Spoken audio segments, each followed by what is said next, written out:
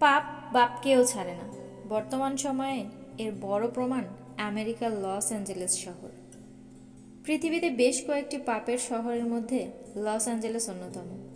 জেনা, ব্যভিচার, মদ্যপান আরও শত নানা পাপকর্মে জর্জরিত এই শহর চোখের পলকেই পুড়ে ছাই, যেন একটি শ্মশানে পরিণত হয়েছে। কি ছিল না এই শহরের মানুষগুলোর, কিন্তু এখন তারা পথে। হয়তো এটা তাদের কর্মেরই ফল। যখনই কোনো মানবজাতি পাপাচারের সীমা অতিক্রম করেছে, তখনই আসমান থেকে এসেছে কোনো না কোনো গজব। পৃথিবীতে এমন ঘটনার সংখ্যা কম নয়। তবে বর্তমানে সবচেয়ে জলজন্ত উদাহরণ হচ্ছে আমেরিকার লস অ্যাঞ্জেলেস শহর। চোখের পলকেই, মাত্র কয়েক ঘন্টার ব্যবধানে আমেরিকার প্রাণকেন্দ্র পুড়ে শেষ। লস অ্যাঞ্জেলেস তৈরি হয়েছে এক টুকরো জাহান্নাম। কি নেই তাদের? এত উন্নত একটি দেশ হওয়া সত্ত্বেও আজ তারা অসহায়। শুধু অসহায়ের মতো দেখা ছাড়া তাদের আর কোনো পথ নেই। কোটিপতিরা আজ আশ্রয় নিয়েছে পথে। এত সময় পেরিয়ে যাওয়ার পরেও তাদের এত উন্নত ব্যবস্থা, আপনি ভাবতে পারবেন? আমেরিকার মতো একটি রাষ্ট্র, যেখানে একটি দাবানলের কাছে অসহায়। দাবানল তাদের এতটাই অসহায় করেছে যে ঘুরে দাঁড়ানোর অবস্থা রাখেনি। সবচেয়ে বড় বিষয় হলো, কিছুদিন আগে জল জলে চকচকে শহরটি এখন মানচিত্র থেকে বিলীন হওয়ার পথে।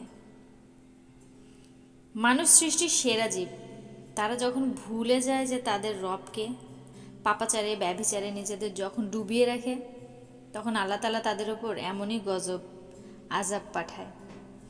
আল্লাহ ক্ষমাশীল, তিনি বারবার সতর্ক করা সত্ত্বেও যখন কোনো জাতি বা গোষ্ঠী বা ব্যক্তি ফিরে আসেনি, তখনই ইতিহাসের পাতা ঘেঁটে দেখবেন বারবার আসমান থেকে নেমে এসেছে কোনো না কোনো গজব। কর্মফল কত ভয়ঙ্কর হতে পারে। কথায় আছে, রিভেঞ্জ অফ নেচার। আপনি আজ যা করেন, কাল প্রকৃতি আপনাকে নিজ দায়িত্বে তা ফিরিয়ে দেবে। আল্লাহ ছাড় দেন, কিন্তু ছেড়ে দেন না।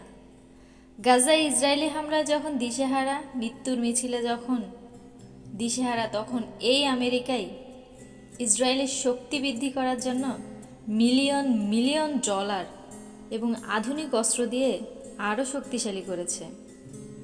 গাজায় অসহায় মানুষগুলোর উপর যখন হামলা হয়েছে, তখন এই ইসরায়েলের বিরুদ্ধে না গিয়ে আমেরিকা তার বন্ধু হিসাবে পাশে দাঁড়িয়েছে।